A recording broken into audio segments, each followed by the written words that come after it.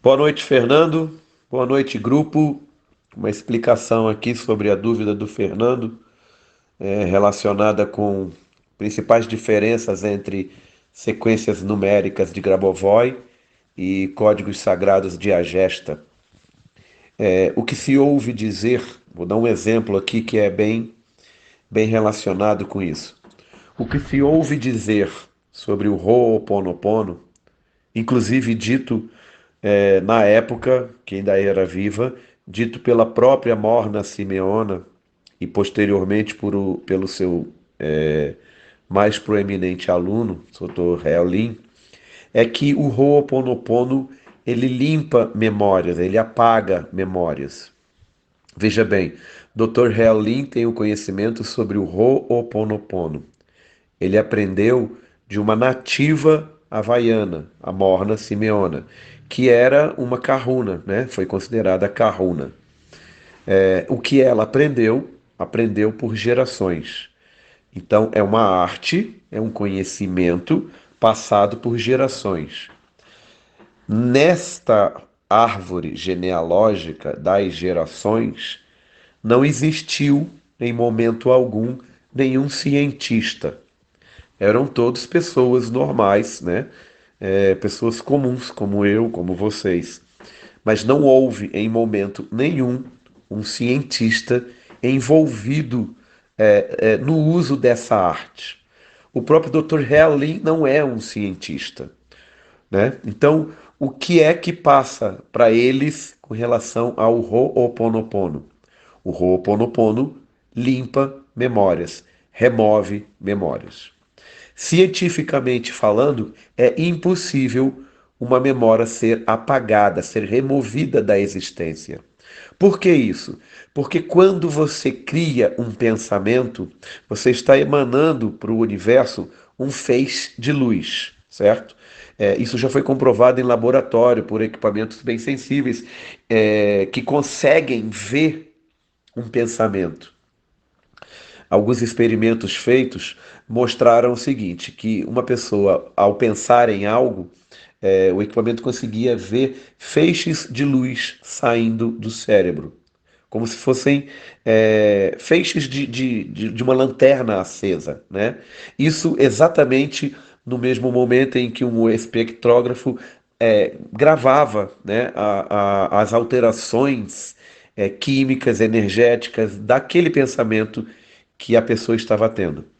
Isso pode ser visto, é possível ver isso em laboratório. Da mesma maneira como uma emoção, também é possível ver a emoção. Ela é uma luz. Nós somos corpos físicos enquanto na terceira dimensão. Mas dentro do corpo físico existe o ser de luz que cada um de nós é. E o ser de luz, como o próprio nome já fala, é luz. Então, o que sai do ser de luz, na altura do cérebro de uma pessoa, quando ela pensa, é um feixe de luz, prótons de luz que são jogados para o universo. E quando uma pessoa pensa, prótons de luz saindo da altura do coração. É luz, é uma informação, é uma onda de energia. Antigamente, um cientista, um astrônomo chamado Carl Sagan, muitas pessoas conheceram, melhor dizendo, porque ele já morreu. Ele era um cientista que fazia experimentos e ele inclusive tinha um programa chamado Cosmos, que ele falava, né, do universo e tudo mais. Um dos últimos experimentos que Carl Sagan fez antes de morrer foi focar num ponto específico da Lua um envio de uma informação de rádio. Ele gravava áudios e enviava essa informação, esse áudio, por meio de equipamentos muito sensíveis, apontados especificamente para um ponto na Lua. Ele mandava essa informação de áudio para aquele local. O objetivo dele era pesquisar com relação a o que o som, o que uma onda de rádio, uma frequência, consegue alcançar em termos de efeito físico. Perdão.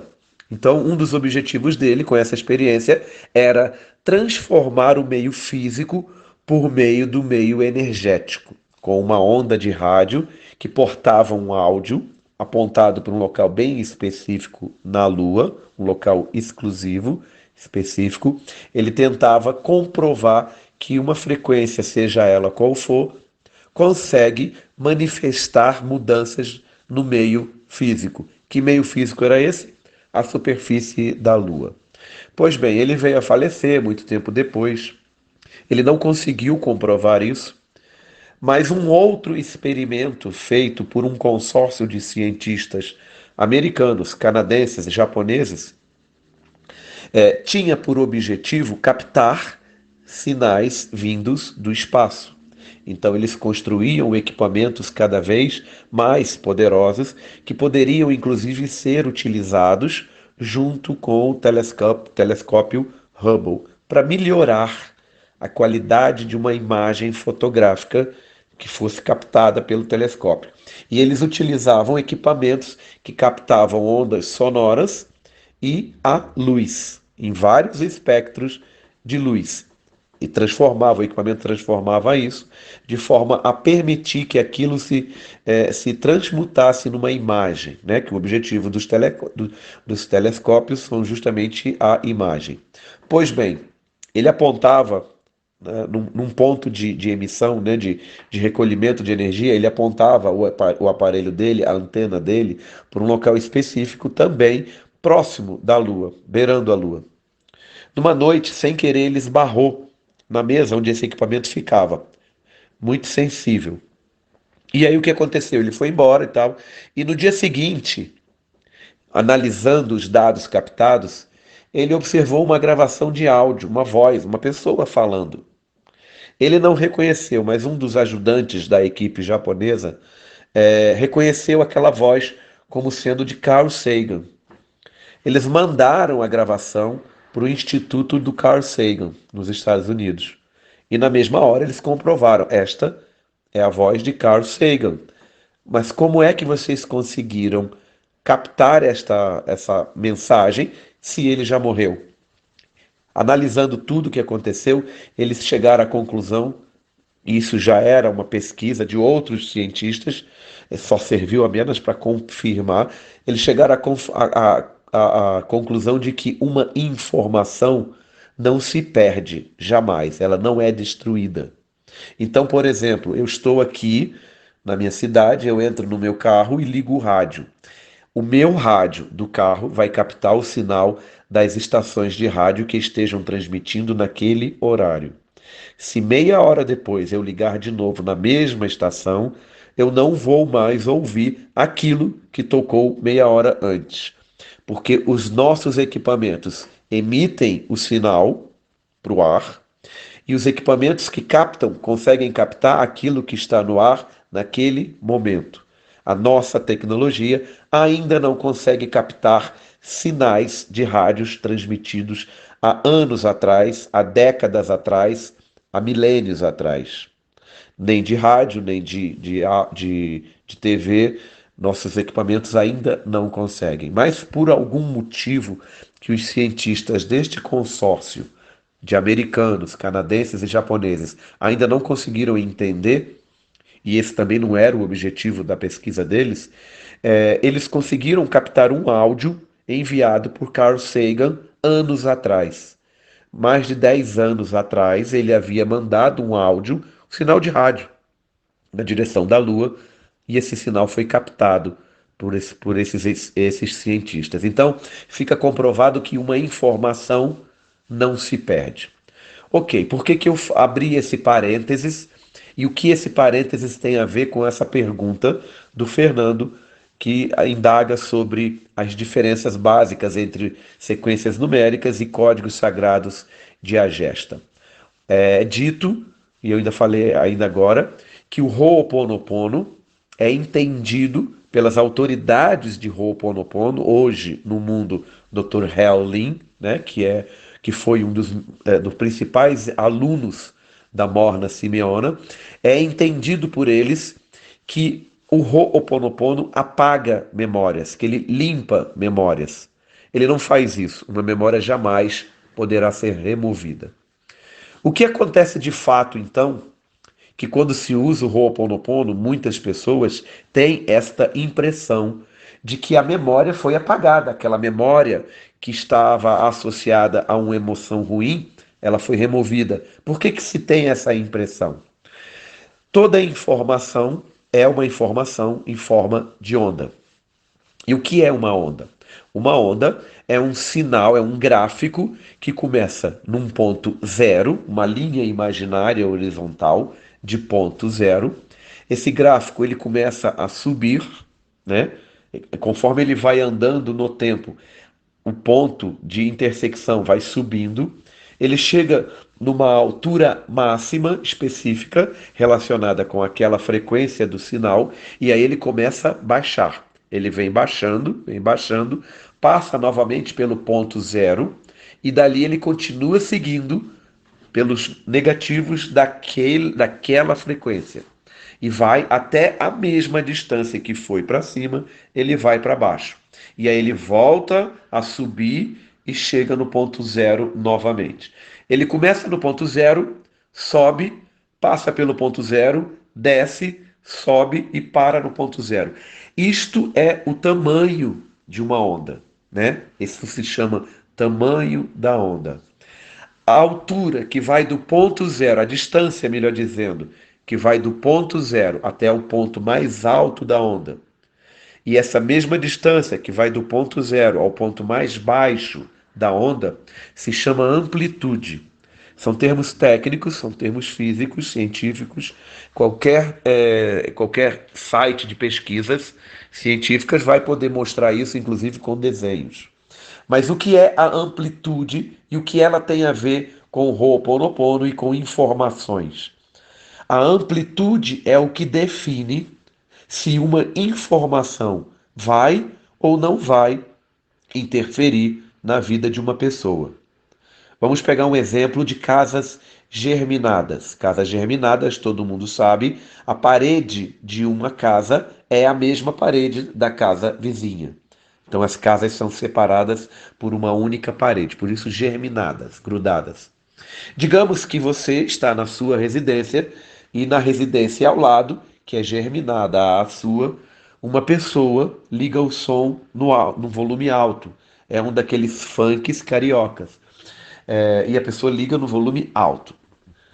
Não é preciso muita pesquisa, muito entendimento para perceber que esse som vai incomodar você, né? O seu vizinho ligou o som no volume alto, isso vai incomodar você. Não importa se você goste ou não daquele estilo de música. Perdão. O que vai acontecer? Você vai sair da sua casa, vai bater na porta do vizinho e educadamente vai pedir para que ele baixe o som. Ele vai baixar o som, porque ele também é uma pessoa educada, e aquele som, ele, na casa dele, vai continuar ouvindo, mas você, na sua casa, já não vai mais ouvir. O que aconteceu aí? O som continua ali, o som não desapareceu, ele está ali. O volume foi baixado a um ponto tal que não incomoda mais a você. E a um ponto tal que ele, morador da casa, ainda consegue ouvir. Isso se chama amplitude deste som. Aquela amplitude da onda é exatamente isso. E é isso que acontece com uma memória quando se usa Ho'oponopono. A amplitude, a própria ferramenta do Ho'oponopono, de forma científica, e isso eu explico no curso do Ho'oponopono, a parte científica do curso, explica como cientificamente uma memória a gente tem a impressão de que ela foi removida, como que isso acontece no organismo do ser humano, onde a física quântica explica isso. Pois bem, aquela memória, ela passa a ter a amplitude dela diminuída, baixada. Isso vai fazer com que a pessoa, detentora daquela memória, tenha a impressão de que a memória desapareceu. É como você, quando o seu vizinho baixou o volume. Você tem a impressão de que o volume não está mais tocando, a música não está mais tocando, ela não incomoda você. Agora eu vou dar um outro exemplo. Por que então que algumas pessoas usam o Ho'oponopono e elas não conseguem fazer com que aquela memória desapareça? Aquele sentimento ruim não desaparece. Voltando ao exemplo da casa germinada, de moradores vizinhos. Se o vizinho que foi até a casa do lado para pedir para baixar o volume, ele está com algum problema qualquer, um problema psíquico, um problema de limpeza energética, qualquer problema, uma doença, uma virose, isso vai fazer com que o organismo dele se torne mais sensível.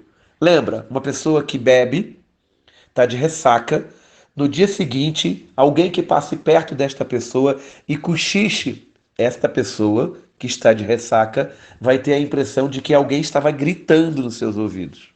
Então existe uma sensibilidade super aguçada que foi motivada pela bebida. E a doença, ela pode motivar situações também parecidas no organismo da pessoa. Então, uma pessoa que está com outros problemas e tenta utilizar o Ho'oponopono para resolver problemas de memória, em alguns casos não vai resolver.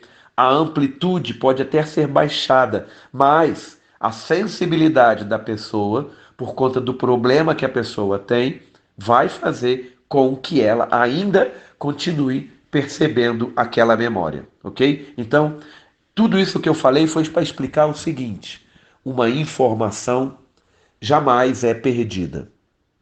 E serviu também para explicar uma outra coisa. A pessoa que tem a maior autoridade hoje no mundo para falar, para tratar sobre Ho'oponopono é o Dr. Helen, que aprendeu direto com a Morna Simeona. É óbvio que muitas pessoas que tiveram a chance de aprender Ho'oponopono com a própria Morna Simeona e ainda estejam vivos, também tiveram essa honra. Mas a pessoa que mais se especializou foi o Dr. Helen. Então, a gente utiliza ele como referência. Ele, sendo referência dentro da ferramenta de Ho'oponopono, não tem o conhecimento científico necessário para entender que a memória não foi apagada. Ela foi apenas teve uma amplitude dela diminuída. E isso dá a impressão de que ela foi apagada. Se ele, que é a autoridade dentro desta ferramenta, tem esse entendimento equivocado, né? Porque ele não tem a obrigação de entender como funciona cientificamente. Isso acontece também em muitas outras ferramentas. Por exemplo, códigos sagrados de Agesta. Cada um dos códigos que nós conhecemos, que nós tomamos conhecimento, cada uma das mensagens passadas, recebidas em canalização pelo seu José Gabriel Uribe, o senhor Agesta, acontece para ele no momento de sono. Quando ele está dormindo, ele recebe as mensagens, e quando ele está dormindo, ele também recebe códigos sagrados. Ele tem, além da clarividência, muitas outras funções psíquicas. Uma delas é a memória fotográfica. Ele tem uma super memória fotográfica. Então, durante a noite, ele recebe mensagens ou códigos, ou ambos, e na parte da manhã, quando ele acorda, ele se lembra detalhadamente de cada letrinha, de cada vírgula e sinal, cada palavra que foi passada para ele. Por isso ele consegue passar para as irmãs e para o grupo de pessoas daquele grupo religioso do qual ele faz parte, ele consegue passar essas informações e essas informações são espalhadas a nível de sites, blogs colombianos e depois se espalha para todo o mundo. E aí a gente recebe essas informações. Mas ele é um espiritualista. Ele não entende como cientificamente funciona um código sagrado.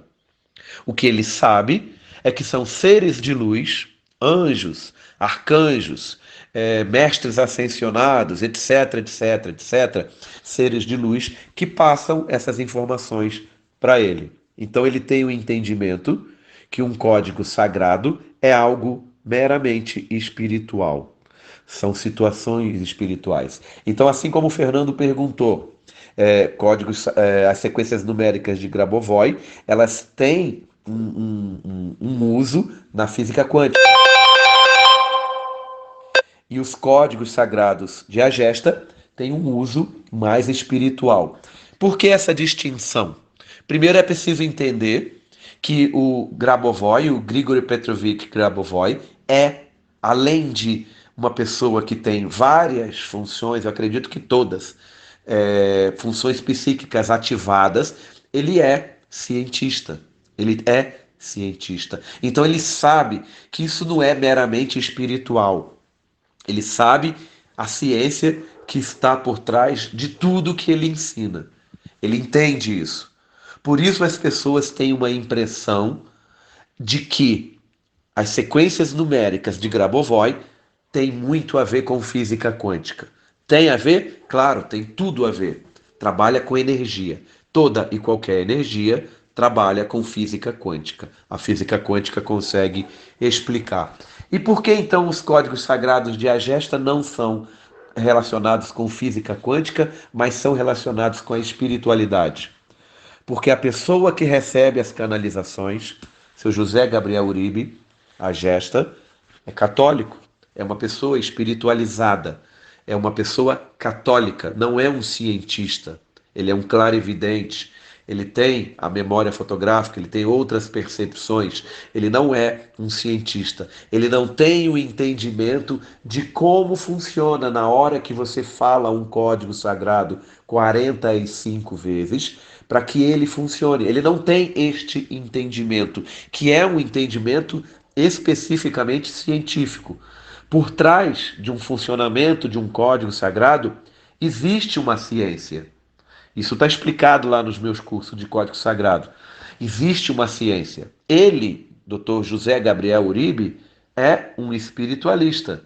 Ele não tem a obrigação de entender qual é a ciência que faz com que um código sagrado, do qual ele recebeu em canalização, por um anjo, por um arcanjo, por um mestre ascensionado, por seres de luz, ele não tem este entendimento. Inclusive, o próprio ritual da taça de Oazebet é um ritual que é entendido de forma equivocada. Ele não deveria nem se chamar ritual, porque não existem rituais, não é necessário fazer nenhum tipo de ritual para utilizar um código sagrado.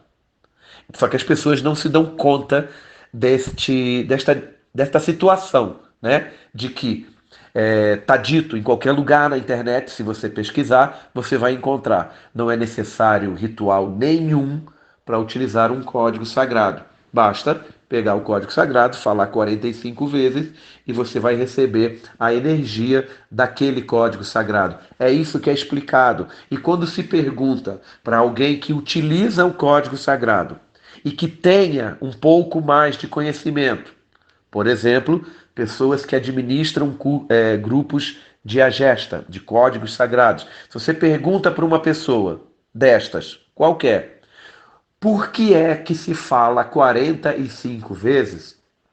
A pessoa vai dar uma resposta clichê, padronizada. Porque 45 é o número da manifestação. Também é o número da manifestação. O que significa isso cientificamente? A pessoa não faz a menor ideia. Por que um código sagrado funciona para umas pessoas e para outras não? Por que o Ho'oponopono funciona para umas pessoas e para outras não? Por que sequências numéricas de Grabovoi funcionam para uma pessoa e para outras não? Por que uma ferramenta holística funciona para um grupo de pessoas e não funciona para um outro grupo de pessoas?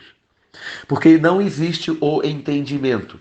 É como aquela pessoa que acabou de comprar um iPhone 11, feliz da vida, estacionou o carro no último subsolo de um shopping, garagem interna, subsolo de um shopping. Foi até a Apple, no shopping, e comprou. Esperou uma fila ali, pegou uma fila e pagou à vista por um iPhone 11. É óbvio que esta pessoa que acabou de comprar o iPhone está muito feliz pela compra que fez. Então essa pessoa sai da loja, fazendo uma ligação para alguém, ou para a esposa, ou para o marido, a namorada, o namorado, não importa. Acabei de comprar um iPhone 11, estou falando por ele, olha como é a qualidade de vídeo e tal. E a pessoa se empolga, entra no elevador para ir para a garagem, e no meio do caminho a ligação começa a falhar. Pois bem, é um iPhone 11, última tecnologia. Não era para falhar. Só que tem um detalhe: as pessoas que utilizam celular sabem que para fazer a ligação do seu próprio celular para uma outra pessoa é preciso discar o número, quando é uma ligação telefônica, ou acessar via WhatsApp, via chamada de vídeo, chamada de áudio, ou o Skype, ou qualquer outro aplicativo. Isso a pessoa sabe. Até uma criança hoje em dia sabe. Porém, como funciona um aparelho celular por dentro, o que faz ele funcionar, ninguém fica preocupado em entender. Só que o que está fazendo o aparelho celular funcionar é a física quântica. São os preceitos da mecânica quântica e da física quântica. Aliás, toda a tecnologia que nós temos hoje disponível para nós só existe por conta desses preceitos malucos, esquisitos, completamente fora do normal da física quântica e da mecânica quântica. E a pessoa que usa o celular, ela não tem aquele conhecimento, nem sempre tem, né? De que se ela entrar num lugar apertado, não é apertado, é um lugar onde o sinal do celular não pegue de forma perfeita e ela tentar fazer uma ligação ali, a chance de que essa ligação seja interrompida e falhe é muito grande. Mas isso não se deve ao fato do celular ter algum problema. Não tem nada a ver. É o mesmo conceito, é o mesmo exemplo. Uma pessoa que pega o celular e vai tentar fazer a ligação do celular num lugar onde não há sinal de celular, não vai funcionar. Se a pessoa tivesse o entendimento de que é preciso ter sinal para funcionar, o sinal tem que ter uma amplitude correta, mínima, para que haja a conexão. Se a pessoa entendesse a parte científica de um celular, ela não iria ligar, tentar fazer uma ligação dentro de um elevador que está descendo para o último subsolo. Porque ela sabe, não vou nem tentar, porque a ligação talvez não se conclua. E isso é para qualquer ferramenta. Uma pessoa que não entende como funciona um código sagrado e apenas conhece que precisa falar 45 vezes, pode funcionar ou não funcionar. Para um grupo muito grande de pessoas, não vai funcionar. Porque a pessoa não sabe efetivamente o que está fazendo. Nem o próprio José Gabriel Uribe, senhora Gesta, sabe como funciona de forma científica. Ele não é cientista. Ele não tem essa obrigação. O que ele tem é um conceito de fé e de acreditar que basta fazer aquilo e aquilo vai trazer resultado. E nesse caso, traz resultado. E é por isso que funciona para um grupo de pessoas. Um grupo de pessoas que tem fé, que acredita. Mas isso não significa que está funcionando porque está sendo utilizado da maneira correta. Não.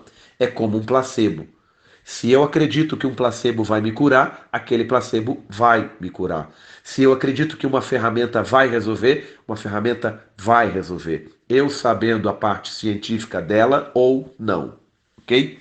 Então, na sua pergunta, Fernando, códigos sagrados de Agesta não tem nada a ver com a física quântica, enquanto sequências numéricas têm? Está errado. Ambos têm a ver com física quântica. Toda e qualquer ferramenta funciona porque existem preceitos de física quântica e mecânica quântica, regras que fazem o universo funcionar, ok?